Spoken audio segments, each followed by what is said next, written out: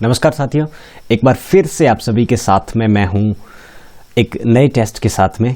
ये चौथा टेस्ट है। 3 टेस्ट इससे पहले आपने दिए होंगे शायद। इस टेस्ट का टॉपिक जो है वो है सिंपल सा संज्ञा और सर्वनाम है। ठीक, संज्ञा और सर्वनाम से मैं आपसे लगभग 15 सवाल पूछूंगा। इन 15 सवालों के सही जवाब आपको देने हैं और अगर आप सही जवाब देते हैं 15 में से 15 तो आप ये समझिए कि आपकी तैयारी अच्छी है। तो चलिए बिना किसी लेट लतीफ़ी के अपना टेस्ट शुरू करते हैं। पहला प्रश्न है कि किसी व्यक्ति, वस्तु, स्थान या जाति के नाम को कहा जाता है क्या?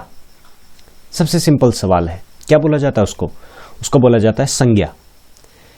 किसी व्यक्ति, वस्तु, स्थान, जाति के नाम को संज्ञा बोलते हैं। मतलब ये कि संज्ञा क्या है? इस दुनिया में जितनी भी चीजें आपको दिखाई देती है या नहीं देती है, वो सारी की सारी चीजें एक पर्टिकुलर कोई न कोई नाम रखती है, इसलिए ये सारी की सारी चीजें संज्ञाएं हैं। क्लियर? दूसरा सवाल, निम्न में से किस शब्द में व्यक्तिवाचक संज्ञा है? व्यक्तिवाचक संज्ञा का मतलब क्या होता है? पर्टिकुलर किसी एक चीज के बारे में बात करे, वो किसी व्यक्ति विशेष, किसी स्थान विशेष, किसी वस्तु विशेष की अगर कोई संज्ञा बात करती है तो वो व्यक्तिवाचक संज्ञा होती है। इनमें से देखिए कौन सी है? लड़का, क्या किसी एक लड़के की बात हो रही? नहीं। मोर, क्या किसी एक मोर की बात हो रही? दुनिया में हजारों लाखों मोर है, तो ये एक व्यक्ति विशेष नहीं है बल्कि एक जाति से संबंध रखता है। दूध, कैसा शब्द है? दूध, दूध का मतलब भी जाति से है। फिर आता है महाभारत। अब ये महाभारत एक ग्रंथ का नाम है और महाभारत एक ही लिखा गया है, इसलिए ये इसका सही उत्तर होगा डी, महाभारत, जो कि क्या है? एक व्यक्तिवाचक संज्ञा है। क्लियर? तीसरा प्रश्न, संज्ञा के कितने प्रकार हैं? अब देखिए आपसे पूछ सकता है कि मूल रूप से संज्ञा के कितने प्रकार हैं। तो अगर मूल पूछे जाए तो आपको बताने 3, और अगर सीधा सा पूछा जाए संज्ञा के कितने प्रकार है या संज्ञा के कुल कितने प्रकार है, तब आपको आंसर करना है 5। व्यक्तिवाचक, जातिवाचक, भाववाचक, और इस जाति से ही 2 संज्ञाएं बनती है, समूहवाचक और द्रव्यवाचक। ठीक, तो मूल रूप से हैं 3, व्यक्तिवाचक, जातिवाचक और भाववाचक, और कुल संज्ञाएं हैं 5, क्योंकि जाति से ही 2 और संज्ञाएं बनाई गई है, समूहवाचक और द्रव्यवाचक। क्लियर? नेक्स्ट सवाल देखते हैं। देखिए चौथा सवाल, बुढ़ापा बहुत बेकार होता है। इस वाक्य में रेखांकित शब्द में कौन सी संज्ञा है? संज्ञा पूछी गई है, किसमें ये बुढ़ापा शब्द रेखांकित किया गया है? बुढ़ापा बहुत बेकार होता है। अब बुढ़ापा क्या है? क्या पर्टिकुलर किसी पर्सन के बारे में बात की जा रही है, किसी स्थान के बारे में बात की जा रही है, या किसी वस्तु के बारे में बात की जा रही है? वो कोई वस्तु नहीं है बुढ़ापा, तो ये आंसर नहीं हो सकता है। फिर देखिए बी, क्या एक जाति है ये? क्या किसी समूह का बोध करवाता है? नहीं। तो इसका मतलब पीछे बचा एक भाववाचक संज्ञा। तो बुढ़ापा क्या है? भाववाचक संज्ञा है, क्योंकि बुढ़ापा एक अवस्था विशेष का धर्म है, और जहां धर्म होता है किसी वस्तु का, किसी चीज का, किसी नाम का, वो धर्म जो है वो किस में जाएगा? भाववाचक संज्ञा में आएगा। क्लियर? नेक्स्ट 5वां सवाल, निम्न में से भाववाचक संज्ञा किस विकल्प में है? अब देखिए भाववाचक संज्ञा आपको छांटनी है, किस में है? शत्रुता, वीर, गुरु या मनुष्य? मनुष्य एक जाति है। आप इसका आंसर सोचिए, तब तक मैं आपको ऑप्शन क्लियर करता हूं। मनुष्य एक जाति है, इसलिए ये भाववाचक संज्ञा नहीं हो सकती है। गुरु का अर्थ होता है एक तो बड़ा, अगर ये बड़ा हो तब तो होगा एक विशेषण, और गुरु का अर्थ एक होता है जो कुछ सिखाता है, तब ये संज्ञा बन जाती है। और कौन सी संज्ञा बन जाती है? जातिवाचक संज्ञा। ठीक, और वीर एक गुण है, मतलब एक विशेषण है, तो भाववाचक संज्ञा होगी शत्रुता। किससे बनी है? शत्रु से बनी है। शत्रु से बनकर शब्द बना है शत्रुता, और शत्रुता क्या है? एक भाववाचक संज्ञा है। क्लियर? नेक्स्ट सवाल देखते हैं। छठा सवाल देखिए, कौन सा शब्द जातिवाचक संज्ञा नहीं है? जवान, नदी, सुंदर या पंखा? कौन सा शब्द जातिवाचक संज्ञा नहीं है? अब छांटिए कौन सा ऑप्शन इसमें से होना चाहिए। तो इसका सही उत्तर है सुंदर। सुंदर क्या है? भाववाचक संज्ञा है। ठीक है, नेक्स्ट देखिए 7वां सवाल, निम्न में से एक भाववाचक संज्ञा नहीं है। कौन सी नहीं है? मिठाई, चतुराई, उतराई या लड़ाई। शायद अभी तक आपने आंसर सोच लिया होगा। इसका सही उत्तर है मिठाई। क्यों है मिठाई? क्योंकि बाकी सारी की सारी संज्ञाएं जो बनी हुई है वो किसी विशेषण से या क्रिया से बनी हुई है। जैसे चतुर एक विशेषण है, उससे बनी है भाववाचक संज्ञा चतुराई, और लड़ना एक क्रिया है और क्रिया से बनी है लड़ाई। उतरना एक क्रिया है, उतरना से बनी है उतराई। ये सारी की सारी क्या है? भाववाचक संज्ञाएं हैं। मिठाई भाववाचक संज्ञा नहीं है।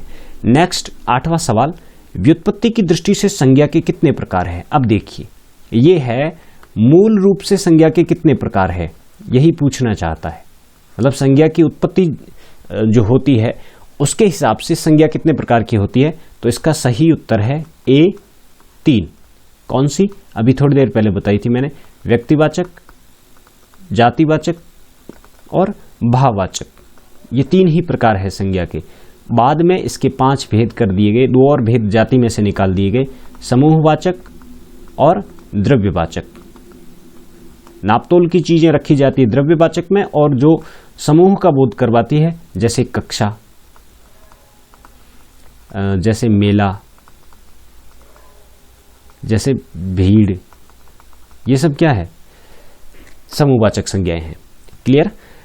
नेक्स्ट 9वां सवाल देखिए, विशेषण से बना भाववाचक संज्ञा शब्द है। अब विशेषण से आपको छांटना है कौन सा बना है। ए बालपन, बी सजावट, सी लिखावट और डी गर्मी। कौन सा बना है? देखिए लिखावट बना है क्रिया से, तो ये नहीं होगा। बालपन बना है, सजावट बना है, सजाना भी एक क्या है? क्रिया है। और ये बालपन बना है बालक से, और बालक क्या है? खुद एक संज्ञा है, जातिवाचक संज्ञा, उससे बना है, तो ये भी नहीं हो सकता है। तो सही उत्तर कौन सा होगा? डी गर्मी। गर्म एक विशेषण होता है। ठीक है, कोई चीज गर्म है या ठंडी है, ये उसकी विशेषता है, और गर्म विशेषण से बनी है गर्मी, इसलिए इसका सही उत्तर होगा द यानी कि डी गर्मी। ठीक, नेक्स्ट 10वां सवाल। 10वां सवाल आपके सामने ये है कि क्रिया से बना भाववाचक संज्ञा शब्द कौन सा है। अब इस बार आपको बनाना है क्रिया से भाववाचक संज्ञा। भाववाचक संज्ञा अलग अलग तरीके से बनती है, क्रिया से भी बनती है, विशेषण से भी बनती है, जातिवाचक संज्ञा से भी बनती है। ये सब बनाना सीखिए, इन सब से भाववाचक संज्ञाएं बनती है, और आजकल सवाल जो है भाववाचक संज्ञा के ही ज्यादा पूछे जाते हैं। तो यहां आपको छांटनी है कि क्रिया से कौन सा भाववाचक संज्ञा शब्द बना है। ए सरलता, बी मनुष्यता, सी थकान और डी महिमा। देखिए महिमा शब्द जो है वो बना है महा या महान से, और ये क्या है? एक विशेषण है, इसलिए ये ऑप्शन होगा नहीं। फिर है मनुष्यता जो कि बना है मनुष्य से, और मनुष्य एक संज्ञा है, इसलिए ये भी क्रिया से बना हुआ शब्द नहीं है। फिर है सरल, सरल भी क्या है? एक विशेषण है, तो उससे बना है सरलता, तो ये भी क्रिया से बनी हुई है, इसलिए ये भी नहीं होगी। बची पीछे ये भी विशेषण से बनी हुई सरलता भी, इसलिए ये भी नहीं होती। बची पीछे थकान, मतलब कि थकान शब्द जो है उसमें क्रिया है थकना, और थकना से बना है थकान, मतलब ये क्रिया से बनी हुई भाववाचक संज्ञा है। ठीक, तो इसका सही उत्तर होगा सी यानी कि स थकान। 11वां प्रश्न, निम्न में से किसके कारण से संज्ञा में विकार उत्पन्न नहीं होता। किसके कारण से संज्ञा में विकार उत्पन्न नहीं होता?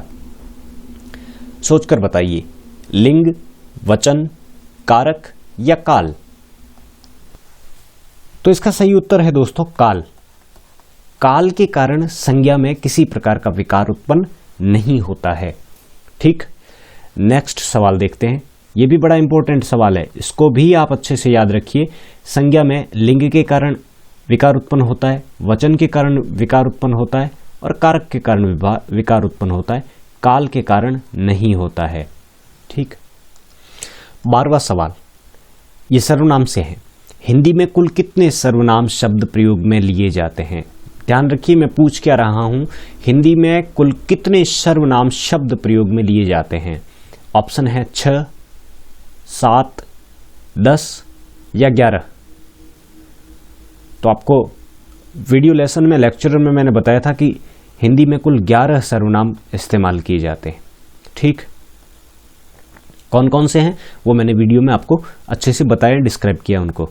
फिर है 13वां सवाल, सर्वनाम कितने प्रकार के होते हैं? ये देखिए, नेक्स्ट सवाल ही पूछ लिया है ताकि कंफ्यूजन नहीं रहे आपको।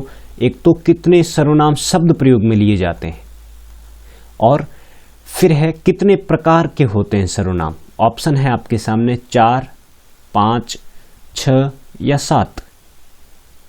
तो आप सब जानते हैं सर्वनाम कितने प्रकार का होता है? 6 प्रकार का होता है। इसको याद करने का एक ट्रिक है छोटा सा, वो आप नोट कर लीजिए या फिर याद ही कर लीजिए। पुरुष ने प्रश्न किया कि निज संबंध निश्चय है या अनिश्चय?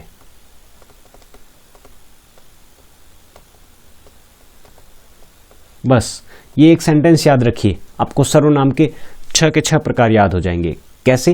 पहला है पुरुषवाचक, दूसरा है प्रश्नवाचक, तीसरा है निजवाचक, चौथा है संबंधवाचक, पांचवा है निश्चयवाचक और छठा है अनिश्चयवाचक। पुरुष ने प्रश्न किया कि निज संबंध निश्चय है या अनिश्चय। तो ये 6 प्रकार के सर्वनाम होते हैं, लेकिन कुल 11 सर्वनाम शब्दों का प्रयोग किया जाता है हिंदी में। ठीक, 14वां प्रश्न इंपॉर्टेंट प्रश्न है, मतलब प्रश्न की प्रकृति आपको समझनी है कि आपसे किस प्रकार का प्रश्न पूछा जाएगा।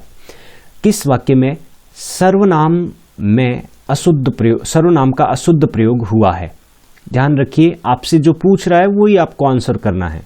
आप अपनी डेड होशियारी मत दिखाइएगा वहां पर, क्योंकि एग्जामिनर आपको चारों तरफ से परखेगा।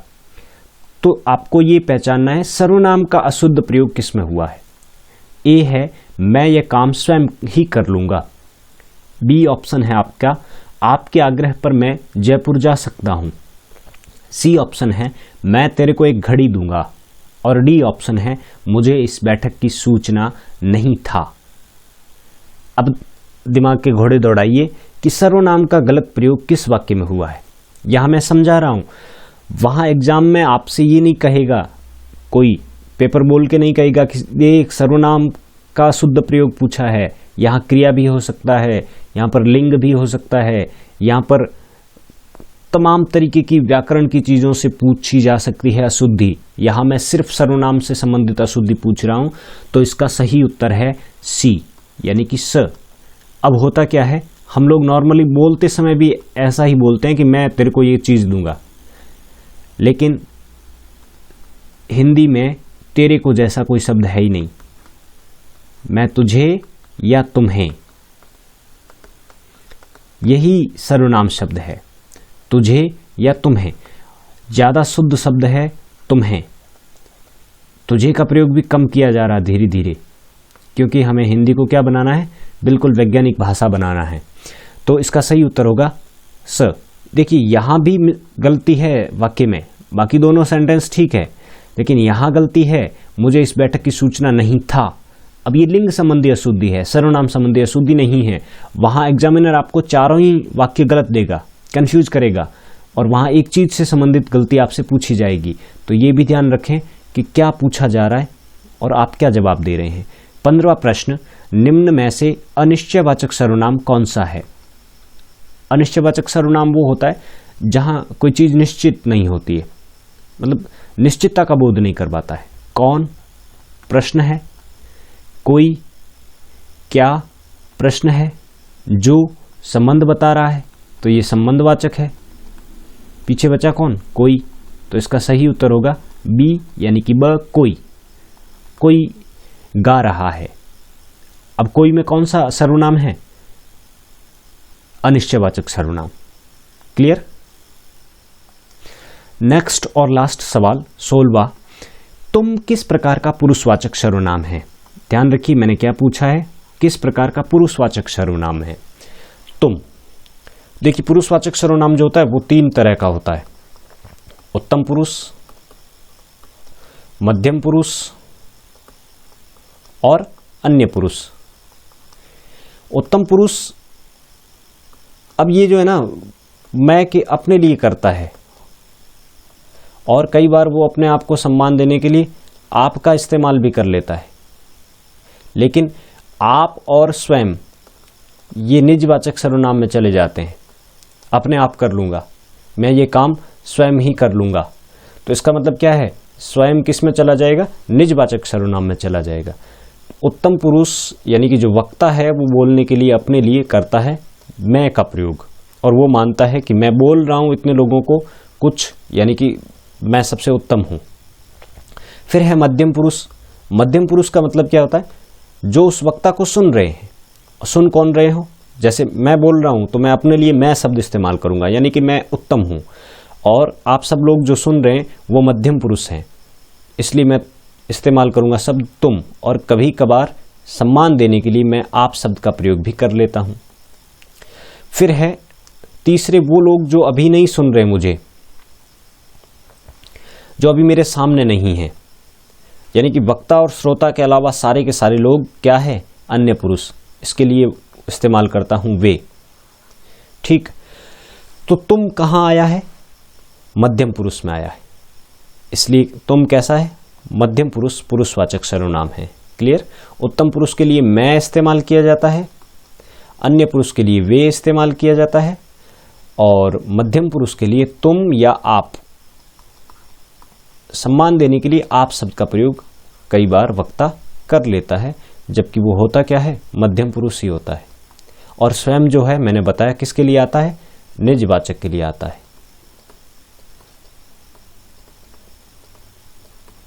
ठीक, तो चलिए दोस्तों ये थे 16 सवाल जो संज्ञा और सर्वनाम से थे। बहुत सिंपल सा टॉपिक है, लेकिन कई बार आपका ये सिंपल वाला टॉपिक जो है वो आपका सवाल गलत करवा देता है, इसलिए बड़े सतर्क होकर एग्जाम दीजिएगा। एग्जाम के लिए आपको बहुत बहुत शुभकामनाएं एक बार फिर से मैं देता हूं। फिर एक टेस्ट के साथ नई वीडियो में आपसे रूबरू होऊंगा। तब तक के लिए शुक्रिया, अलविदा।